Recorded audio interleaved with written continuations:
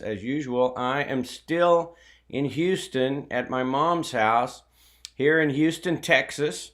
And I just want to wish you a great morning. I hope everything's going good. If you're up at all, I tend to like to wake up early. That's the way my normal time clock runs. And it seems like I have the most energy this time of day, which is why I chose to start broadcasting at this hour and just kind of my natural rhythm.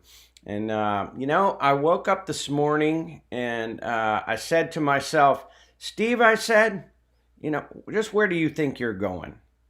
And, then I said to myself, Steve, I said, I think I'm going to drive back to Kerrville today. And then I said to myself, Steve, I said, who are you talking to? Do you ever talk to yourself? Do you ever, have you ever been busted talking to yourself? I mean, this has happened to me where I'm in a room by myself, talking to myself, and someone says from the other room, hey, who are you talking to? All right, this happens to me. And that I talk into this live stream is because I don't have anybody else to talk to at this hour, and I always want to talk in the morning. This is the way it comes to me. I mean, I wake up and I do a little quiet meditation or devotion. I may read something that is inspiring and connects me with God. But very shortly after my quiet time, I want to talk. And oftentimes I'll just talk to myself. And if I'm doing something, especially if it's something difficult, you'll hear me talking to myself a lot. Now the question is, folks, who am I talking to? All right? Talking to yourself, that implies that there's actually two people in there, at least two people. And this is a curious thing to me. You have this, and here I am. Let me just reiterate every time. I am inspired to raise the vibration of humanity in any old way I know how, in any clumsy way. I'm just groping my way through this, but I intuitively know that I have to play a role on this grand stage, and raising the vibration is an important thing that brings us to some kind of a breakthrough. It brings us into this balance of left and right brain, this electromagnetic heart energy that it is an important step in the life of a human being. It's the cracking open of the spirit or the soul, whatever you feel like calling it. There are two ways to be reborn, or to be born. And you're born, and then somehow you're reborn. And in Christian circles, it's accepting Christ and getting saved. But I think there's a natural process. I tend to believe that religion, organized religion in any form, it's often a very left brain logical way to be directed towards spirituality. And Lord knows I have benefited mightily by participating in organized religion.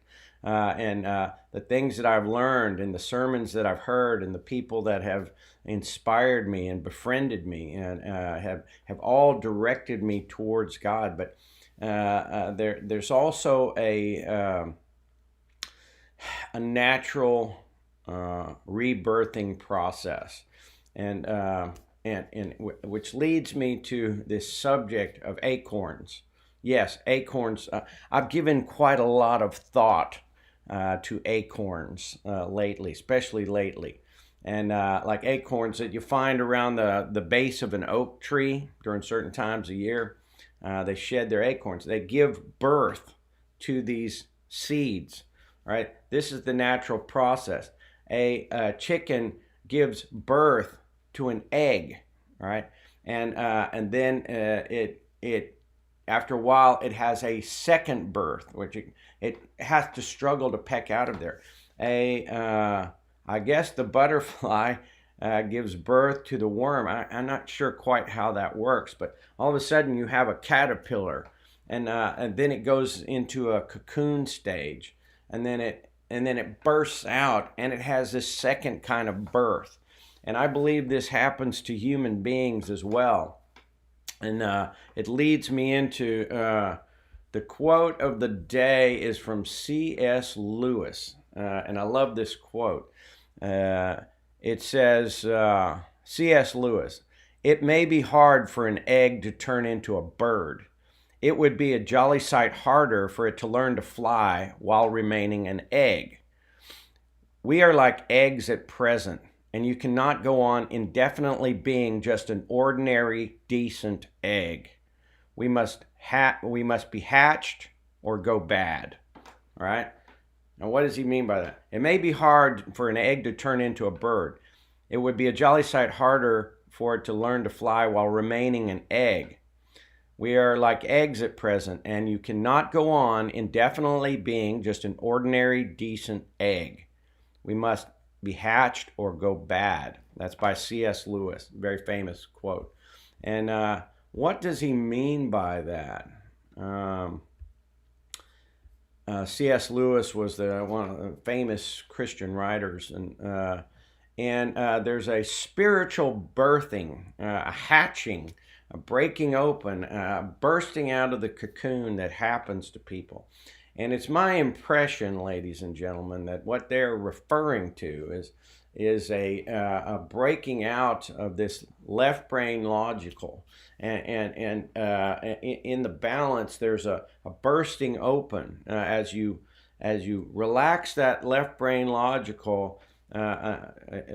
There is an intuitive direction towards spirituality that you can only partially get by studying books and listening to sermons.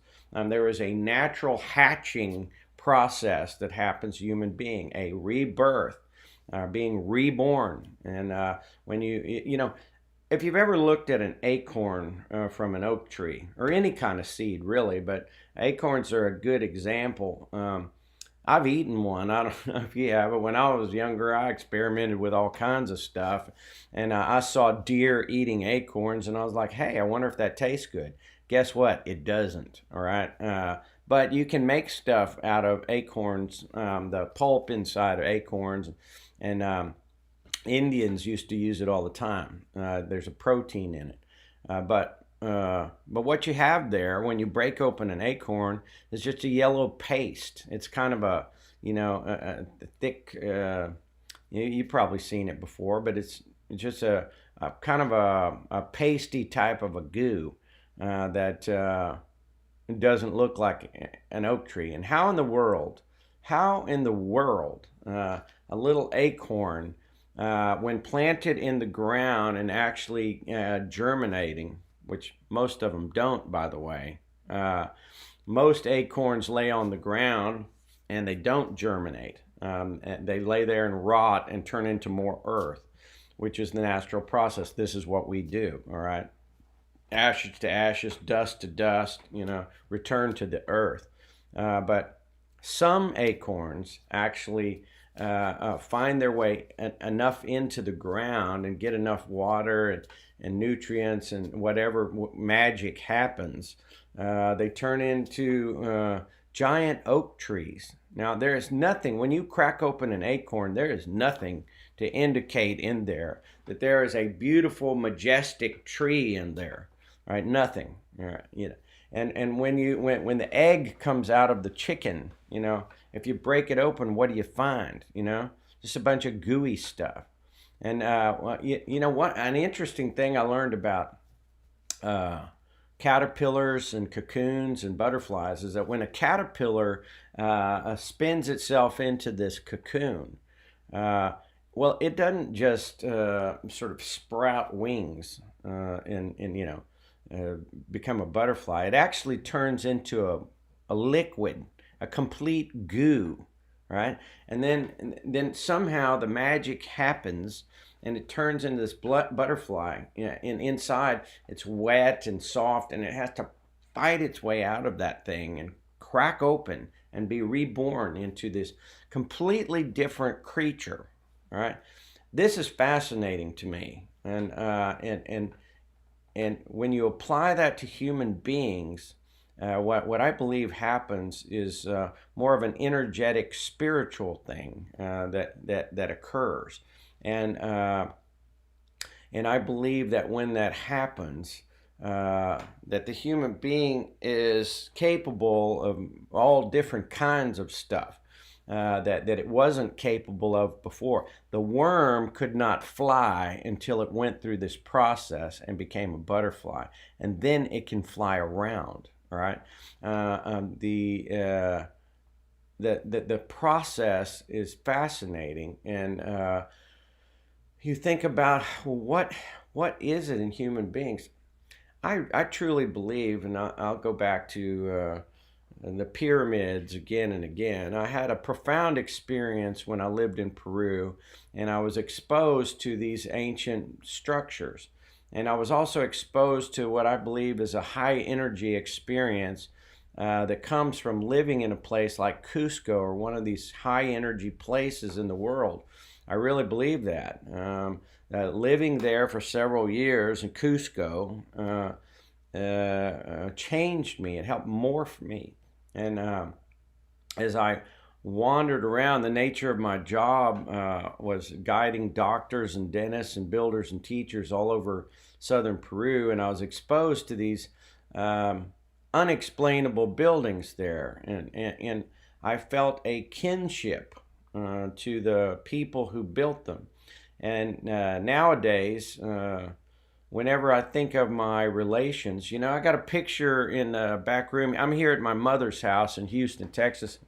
There in the back room, in the dining room, there's a picture of one of my relatives from way back when, in late early 1800s, about the time of the Napoleonic Wars.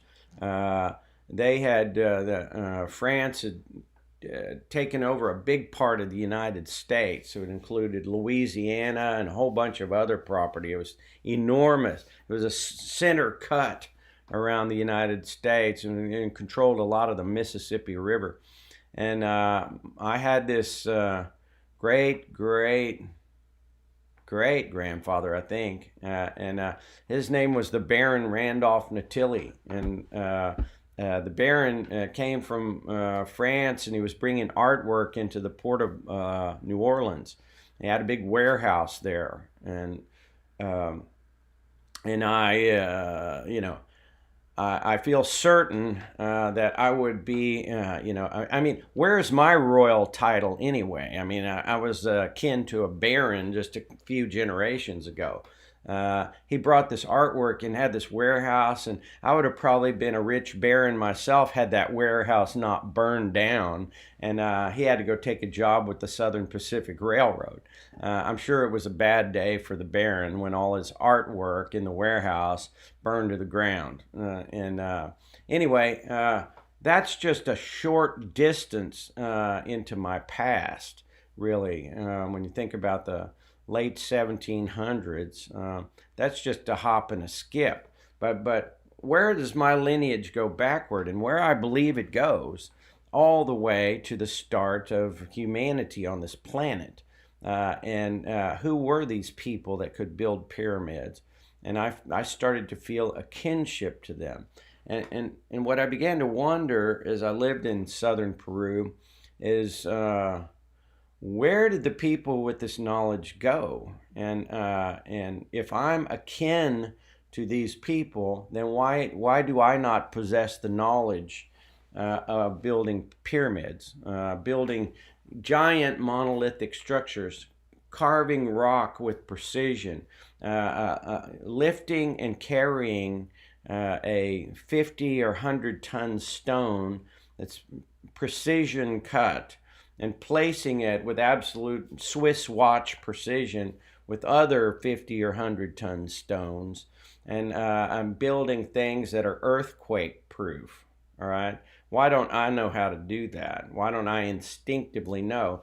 My answer is that we, those people who our ancestors who were able to build pyramids. And if you start looking around the planet, folks, I mean, our planet Earth is absolutely littered with unexplainable stone structures and other phenomena.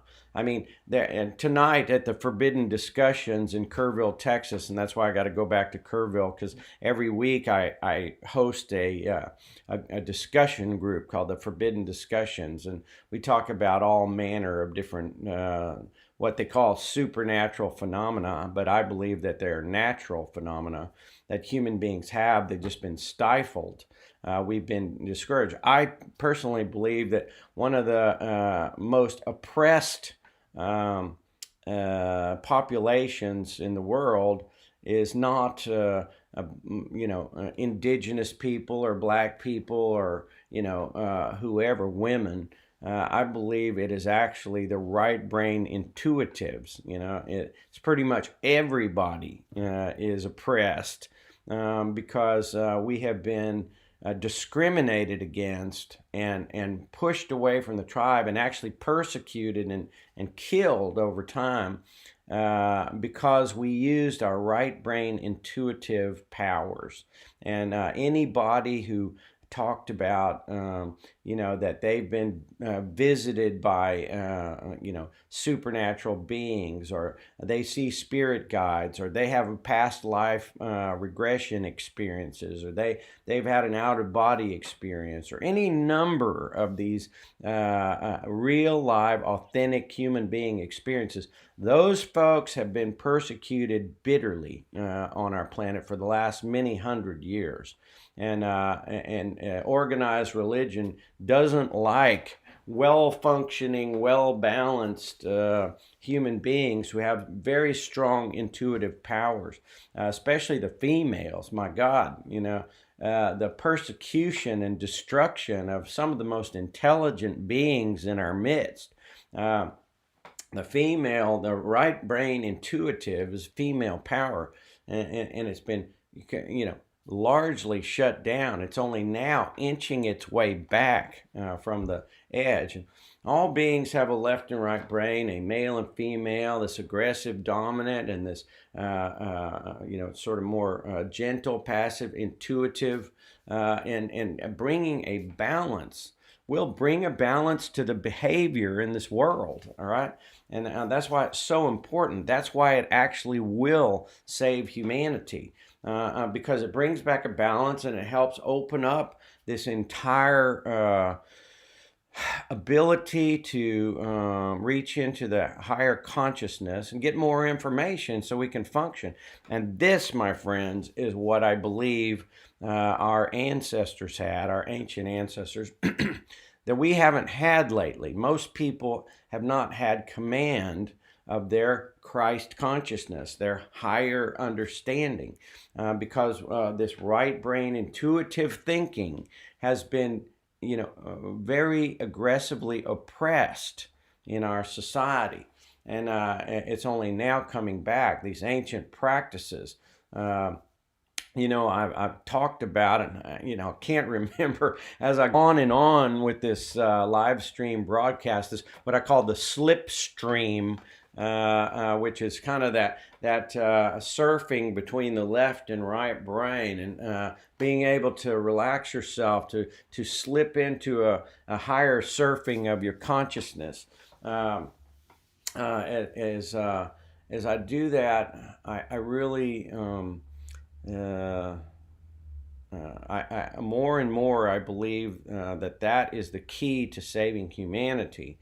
It is learning how this works, and when one does that higher consciousness comes forward, and that is the actual maturity of a human being, the second birth, the rebirth. Is this ability to access a higher state of consciousness. It's not a physical cracking open like an acorn or a chicken egg, but it's a mental, energetic opening that happens to people, and it's oftentimes people who are experienced meditators, and they have a higher awareness of a whole lot of things. And that is how I believe that they built pyramids. I believe that people in the past, based on my observation from years and years of international travel and studying people and places, it's my distinct impression that the human beings of old could fly around this planet. They could communicate with each other clearly from long distance. It's entirely possible in my mind that they could access outer space and travel to other places. It's entirely possible in my mind that they could communicate with each other without the use of spoken language. Hey, do you speak the language of the universe? Because that language doesn't have anything to do with your voice. That language is a language of frequency and vibration, and your ability to communicate at a long distance, much further than your voice can be heard. You can communicate and receive telepathically, and you can access higher realms of understanding. But we are in our infancy, and most of us, we don't have a lot of knowledge of that. And this is how it comes to me, folks. I'm willing to share whatever is on my heart freely and openly, and you can do with it what you will. You can think what you want, but that's how it's going to come out of me. And I'm committed to being my honest, authentic self and speak my own intuition. And I believe that's the only thing, the only way that we can learn from each other. I mean, if you've got some objection to what I say and accessing this higher realm, I'll ask the question again and again. How do people get struck on the head and all of a sudden can do advanced mathematics? Or a man can get struck by lightning and he can write and play symphony quality piano music? Or how can a man have a stroke and all of a sudden he can do mechanical drawings? I mean, we are just now beginning as a species to understand what the human mind can do. And this insistence by the left brain logicals, that establishment, this insistence that no, none of that is real. These are not the droids you're looking for. I don't care what you think you saw. Nothing happened. All right. There are people that actually have the most profound experiences laying on the operating table after they had a near-death experience. They went somewhere, they saw something, they could see everything that was going on in the room, they heard everything that was said. They traveled, light years away. They were in a transparent spirit body. They saw old relatives. They had a visit with God. They saw the light. They described the colors, and they come back from all that, and some left brain egghead doctor tells them, that wasn't real. You're crazy. You were just reacting to the medication. All right. The left brain eggheads who have been dominant on this planet for a long time, they want to convince you that you do not have these expansive powers, or that you're not getting what I call glimmers, glimpses, that you were visited by someone at a key moment in your life, and then they delivered a message to you and then poof, they disappeared. This has happened to me more than once. My mother described to me a moment when she was in the hospital. My dad was dying, and it was a very difficult moment for her. And when she was certain that, everything was going south, and very emotional. And she went to the coffee machine, and this gentle man put his hand on her shoulder. She thought she was in this little coffee, break room by herself, and this man was right there, this well-dressed, very unusual looking man, very kind, and told her it was going to be okay. And she turned to get her coffee, and she was comforted deeply by this guy, and turned to get her coffee and turned back, and he was gone. And you can talk to your blue in the face to convince my mother that was some coincidence.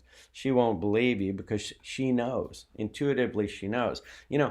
Folks, I don't got to believe in God, all right, because I know, all right? Not C.S. Lewis, Carl Jung said that. I don't believe, I know, all right? I don't have to be convinced by someone because I've had an experience, right? And I am no longer willing to let the world and the left brain follow the rules logical to tell me what I do or do not see and think and feel. I'm operating on automatic pilot here, and I take in everything that I learn. I run it through the filter, and then it comes out of the right brain intuitive. All right. The left brain logical helps you a lot. You've got to have the balance between both.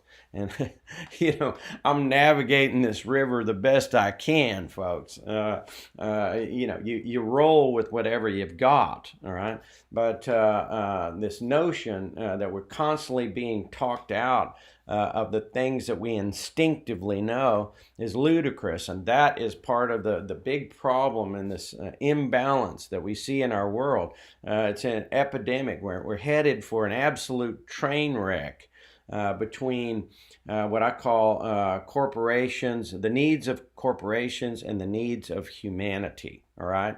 What do I mean by that? Well, if peace breaks out on the planet tomorrow and nobody wants to kill each other anymore, right? This is going to be bad for corporations and bad for the economy. This is what they always say. This is why, well, we can't shut down the production of military hardware and stuff because it would wreck the economy, and plus there's other people that want to blow us up, or if good health broke out on the planet tomorrow, right? It would devastate the economy, because of all the jobs that are provided by medical care. This is what I mean. Corporations operate on a business plan, all right? And it is not a good business plan to go around curing the diseases of humanity. That is not a good business plan. A good business plan is simply to treat the ailments of humanity and let them continue having ailments to be treated. All right, this is a good business plan. This makes a continuous stream of money for the small elite who run that whole show. All right, this is what I mean. What's good for the company and their business plan is not good oftentimes for humanity in general. And so it's not to say that they're all evil and everything, but it's way out of balance. And how do we come back to that? How do we solve the problems that we're faced with? And I believe it's not going to come out of, well, who said you can't solve the problems of today by the same thinking that caused those problems in the first place? You can't. All right, you're not going to be able to think your way out of this. The momentum on this train is going too fast. It's an intuitive relaxing of the left brain logical, and the right brain intuitive has got to come forward more. All right, this is how I solve the problem. It is a wider realm of information that you can access. And as we take baby steps as a species toward a higher understanding, and whether you do that with meditation or yoga or dancing or breathing techniques or amazing hypnosis and past life regression, plant medicines, which I'll be talking about probably next week, and all these ancient practices that bring balance to the human species. They bring a balance of the left and right brain, but we've gotten out of kilter. And this is what's happened. An imbalance in the way we think has caused an imbalance in our world and actually threatens our existence. And so I am on a mission from God to save humanity in any clumsy way I know. I'm coddywombling in this direction. Coddywomble, it means to walk with purpose towards an as yet unknown destination. Coddywomble. To what is that called? Jordan Peterson said circumambulation, and it's basically the same thing. Go looking for the solution. Go looking. You have a sense that there's a destination you're supposed to go to, but you don't quite know where that is. But so you start circling around the general vicinity, and as you make passes around it, you get closer, you gather more information, you zero in on exactly where you need to be. It's like that idea of traveling from Los Angeles to Honolulu, in an airplane, let's say, or on a ship. And so, you got a sense of where the destination is, and you set it in a straight line. This is a little different from coddywombling, but it's the same sort of principle. You're a pilot of an aircraft, and before you take off, the first thing you do is set your navigation, all right, in a straight line from LA to Honolulu, and then you take off. But never in the history of aircraft has a plane flown in a straight line anywhere, all right? They don't fly in a straight line. They attempt to fly in a straight line. That's what navigation does for you. And the elements are constantly blowing you off course, all right? This is how it happens. And so your navigation doesn't take you anywhere in a straight line. What it does is it continually brings you back on course. And this is how we move through life. And intuitively, we talked about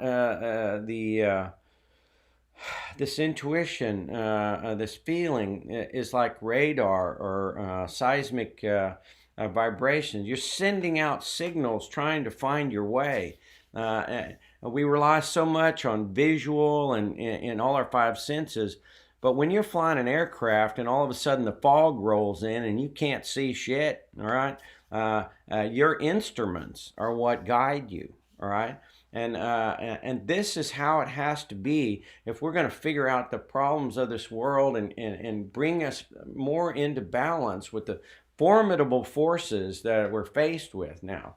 And and it's just like when I was becoming a scuba diving instructor, and they put that tin foil into my scuba mask, and they sent me into that flooded quarry in Huntsville, Texas, blind.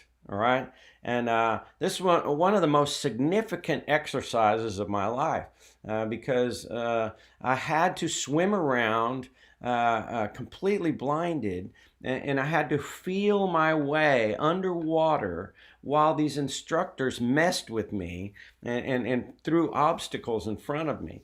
And this is how life works. We have been going along with an open scuba mask, but really the exercise is put some foil in there, close the eyes, try to feel your way through.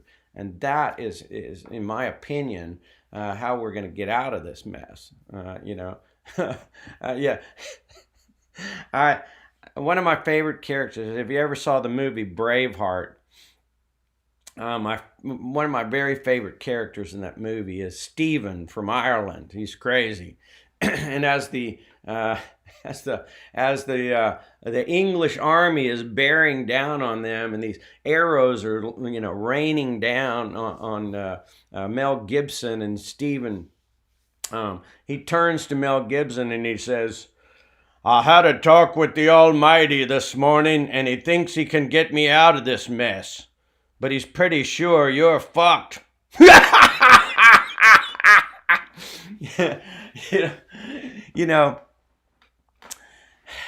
That is a funny line. And that that is the insanity of this whole organized religion thing when taken to too much of an extreme. All right, religion guides us towards this Christ consciousness, but religion, it guides us towards God. But it can never encompass God. It can never grab a hold of God, and that's the insanity of it. That's the tribalism of it. That somehow we have the exclusive with the creator of the cosmos, but you don't. All right, and when everybody on this planet is going through the same hatching exercise, all right, the same hatching exercise. Religion can take you just so far, and then at some point you've got to be able to navigate the ship, take all the valuable information you get from your religious organization, and then use it to fly. All right, this is our exercise. This is how it comes to me, folks. This is, I mean no disrespect to anyone's religion, whatever religion on this planet you are. Kind of the cool thing about talking into this camera is I'm talking to the planet Earth right now. Now, I don't anticipate that the entire planet is watching, but I have found in doing this for over 30 days now is that people from a lot of different places watch this broadcast, and I love you. Thanks for your encouragement. But there may be people in China or India or Afghanistan that are watching this thing. That's entirely possible. And when you cut me right to the bone, folks, I'm a simple slob. I really am, and you can probably see that. But my interpretation of it is very simple. I get sharing the love of Christ. I get the meditating and being in communion with our Creator. I get love thy neighbor as thyself. But when you start to get me all tangled up in your interpretation of scriptures or whatever that is, and I've read the Bible twice. I've studied it. I've actually taught some of it, and it's the most incomprehensible thing in so many ways. And all I get from my fellow human beings really is their interpretation. And one thing I came to was I'm entitled to my own interpretation. And as an independently functioning human being who's free from the chain of command, I roll any way it comes to me. And this is part of my growth process. And I believe that when that happens, and you begin to free yourself from the enclosure that you were raised in, and I mean the mental enclosure that tells you who you are and what to think and what's good and what's not and what's safe and what's not. Many of those things are valuable lessons, but at some point you have to, sift the colander of your mind and extract what is valuable to you and discard the rest. All right, and not to be disparaging to everyone. I was told when I started doing these little sprint triathlons some years ago, and I may start up if I can get this body in a little bit better shape. I'm going to probably do another sprint triathlon, and it's a very good thing to do because it's just enough of a race. It's not like an Ironman or even a half Ironman. It's a much smaller type race with bike and swim and running, and but it's just strenuous enough that you're motivated to go and train. So when you pay the entry fee, you say, well, every day you wake up and, wow, I'm going to be in that race. I better go train. And what they taught me early on, and it's a good rule for life, is you are in a race with no one here, all right? You are not in a race or a competition with anybody in your life any more than one oak tree is racing with the next oak tree, all right? There is no competition here. There is no human race, all right? We're all as uniquely created as the flowers, the deer, and the trees, all right? And you are in a growth process that does not compete with anyone else, and so, but it is this cracking open of the seed that and just intrigues me. How a little acorn can turn into an elaborate oak, and how a human being can go from a simple thinking, left brain logical, follow the rules type of creature into an independently functioning, heart following seeker. My interpretation, I had an experience several years ago. I mentioned it and I'll mention it again because it was profound in my life. After I came back from Peru and I tried to integrate myself back into the city of Houston, into the business world here, and going from a pure, clean environment up there 2 miles above sea level and coming back down to sea level and trying to, fight my way through the snake pit of the, real estate world in Houston, Texas. I started becoming depressed, and I went into this very still state, and for weeks and weeks I would just sit sometimes at 3 or 4 in the morning very quietly, and I became very, very still, and at one point on June 14th of 2014 at about 2 o'clock in the afternoon, I had a high energy experience during meditation. And I didn't know what it was. It was exhilarating and frightening all at the same time, and this energy shot up my back and shot out the top of my head, and it felt like I was holding on to an electrical wire. And after it was over, it kind of let me go. I cried like a baby for 15 minutes, and I didn't know what had happened, but it was beautiful. And later. It's like when you get malaria, which I have had. It's like, what is this thing that's got a hold of me? And so I went to the internet and I typed in high energy experience during meditation. And the word Kundalini pops up. And that is a Hindu term, and it goes back a long way. The uncoiling of the energy snake and opening of the chakras and all that stuff, which I really had no knowledge of at all, other than this metaphysical girlfriend named Haley. Hi, Haley. I'm sure she's out there somewhere. But she had an influence on my life years and years ago, because she taught me about these different energy components of the human being. And so anyway, this thing happened to me back in 2014. And as I look back now, it didn't straighten out my life and make things easier and I knew everything about everything. That's not what happened.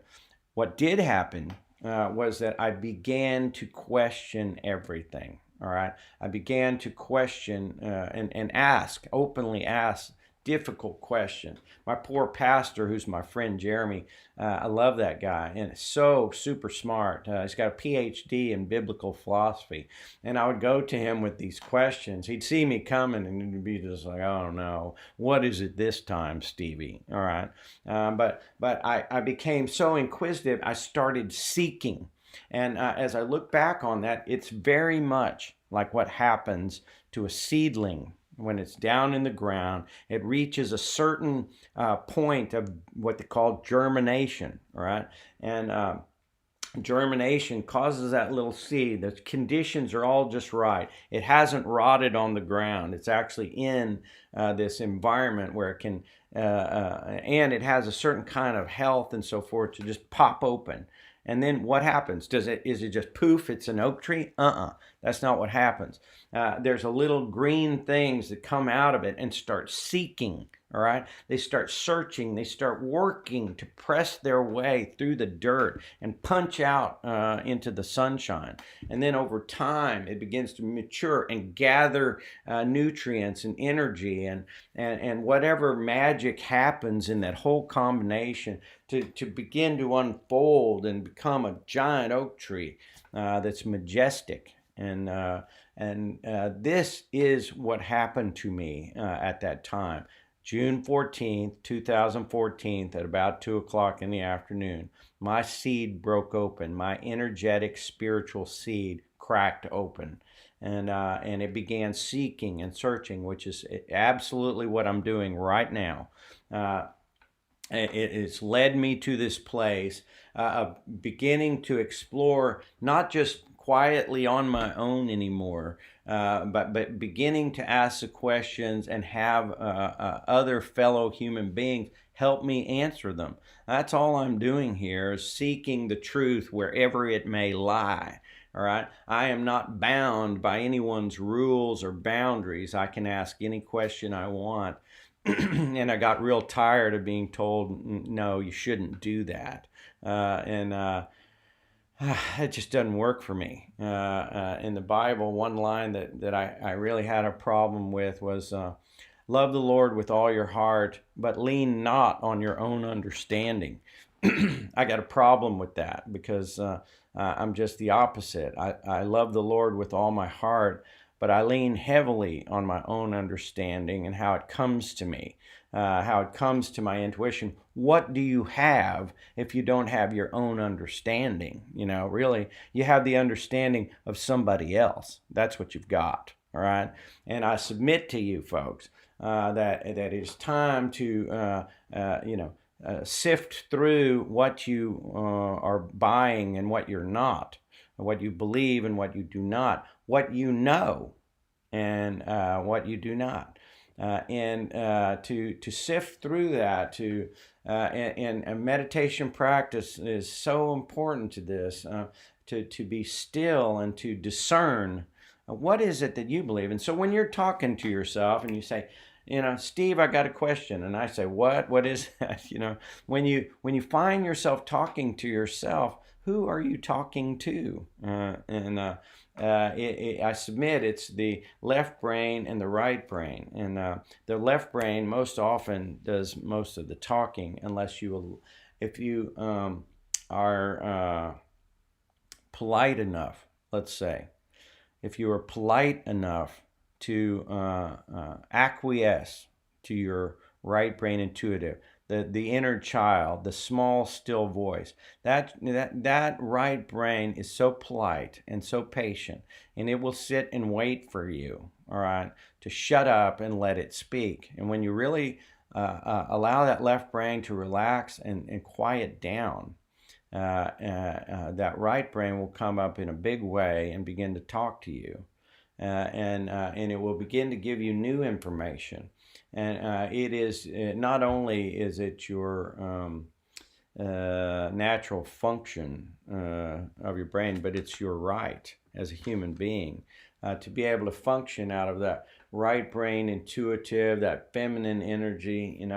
I don't know about you, but I get the distinct impression that the fact that we are a male-dominated culture for hundreds and hundreds of years, and we've either killed off or imprisoned or shut down women and squished them back into a corner where they're seen but not heard, that's a big problem, all right?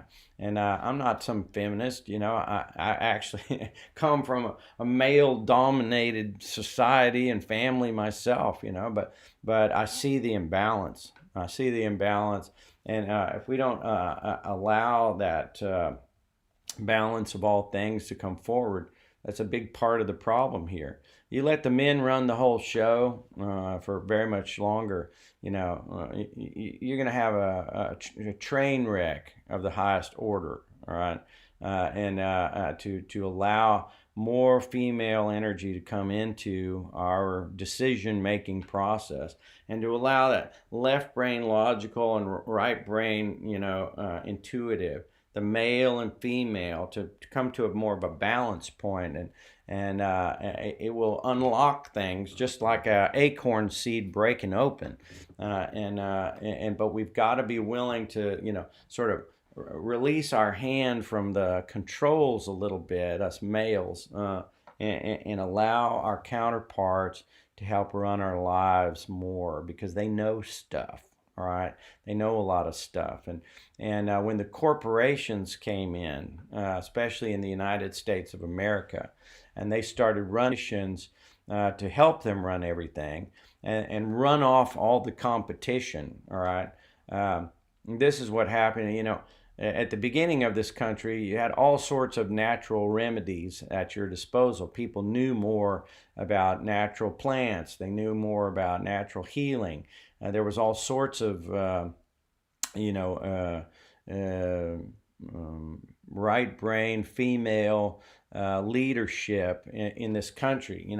These are the people that you took your kids to when they were sick. This is where you went when you were going to have a baby. You went to the midwife, or the woman who knew about herbs or energy healing or aromatherapy, or any number of these beautiful ancestral skills. All right, we have ancestral knowledge. This is the knowledge, this ancestral, balanced, high vibration knowledge that access a higher realm. This is the kind of society that could build pyramids. All right, this is the kind of society that could travel around and communicate with the whole planet way back when. All right, and Lord only knows what else they could do. And I call upon them and the folks that know about this kind of stuff. I just think about them all the time because they are our cousins, and we need, as a species, need to settle ourselves down and allow that balance to come back, so that we can think our way out of this, or access the information out of this mess that we're in. Because this is a runaway freight train on a dark and stormy night, all right? And if it goes on much longer, you're going to have a massive die-off of humanity, and then it'll be a starting over process once again. We may have had multiple world wars around here. There's great evidence of nuclear blasts and high-tech warfare in Hindu culture. If you look at it, these vimanas, there's a famous incident of spaceships, and the spectacular war that went on in the sky. No longer am I going to discount what organized religion has called myth. All right, there's far too much information. One thing that bugs me about what I've learned in Christian culture is that anything beyond their control, whether it was the Greek gods, or the Sumerians, or the supernatural things that happen, or whatever. If it's out of their box, it didn't happen. If it happened way, and that's kind of the idea of limiting time. All right, that the notion that somehow this whole show is only about 6,000 years old is ludicrous. All right, a lot happened on this planet long before 6,000 years ago, but that's a way you can sort of close the box, and say, don't look no further than our recorded time here. That gives them a much simpler wad of clay to work with, but there are many unanswered questions here, and I asked my poor pastor, like, what's up with these giants? In Greek culture, the Greek gods like Apollo and Hercules and Athena and all them, they were giant people with superpowers. So I asked my pastor, now those were not real. They were mythical giants, right? It was like, yeah, right. And so I was like, well, but in the Bible, you have the Nephilim and the sons of God who came down, thought our women were hot, and so they mated with them and created this super race of giant people called the Nephilim. Now those giants are real, but the other giants are not real. Now, how does that work? And will the real giants please stand up? I don't know. It's just the way it comes to me. And I will continue to turn over these rocks, until I find a few answers. And what I get in the process is I get wonderful conversations from people like these guys. Let's see. Somebody's made some comments here. Anna Wang. Anna Wang was so sweet. She came by my mom's house yesterday and brought some flowers to my mom and had a nice conversation. And well, she may be helpful. Thank you, Anna, for coming by. And she may be very helpful in creating some of these trips I mentioned before to Peru and Japan and elsewhere. I have a vision of starting a very exotic guide service that leads us to places where we can look at some of these structures. And you can see why I have a lot of questions about who these people were and how they built these things. And what is our kinship to them?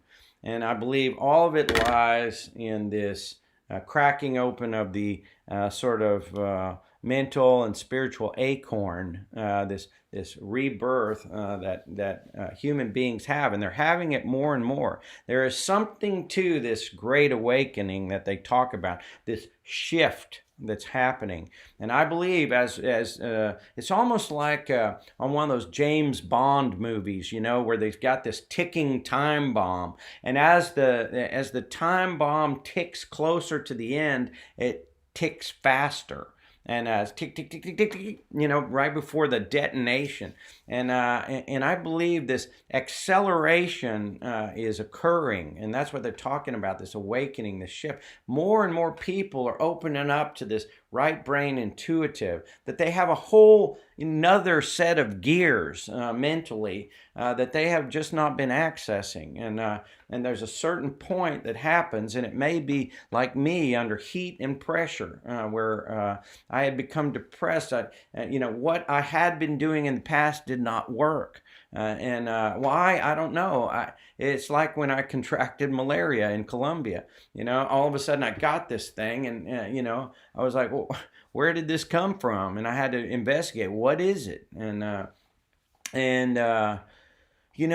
just encourage you to settle yourself down every day, to at least for a few moments every day, to just live in the present without thinking of the past, without thinking of the future. Settling yourself down. Like Dr. Joe Dispenza says, train yourself like a dog, like a little puppy, to sit quietly every day and to disengage your logical mind and not be thinking of problems or thinking of past issues or what's going to happen tomorrow, but just be present right now. And it's helpful in trying to solve these mysteries. Some people are just not curious, folks. They're not curious about this kind of stuff. You talk to them for 5 or 10 minutes, and their eyes glaze over, and they're like, well, I got to go. And they cannot function in this way. And you got to have compassion for everybody. We are all in our different stages of development, and I have switched a couple of gears in the way I think, and allowing myself permission to actually talk about this. And in the Forbidden Discussions, which is tonight in Kerrville, Texas, 7 o'clock at the Unity Church, we have it every week. What's happening tonight is we'll talk about ancient structures all over the planet and how these people access this information. How did this happen? And so anyway, as does often happen, I've forgotten time, and I just thank you from the bottom of my heart. I love you. I love you very much, and I love you so much that I'm willing to share whatever I know from my authentic human being self and from my heart, and to look ridiculous in the process if I must. But I don't care anymore. I am willing to just free flow in this slipstream and see what can be learned. And thank you for all of you who encourage me. I appreciate it. And I love you. I hope you have a great day. And hey, today's Thursday. I'll see you tomorrow at 5 a.m. Stevie the Guide, going back to Kerrville,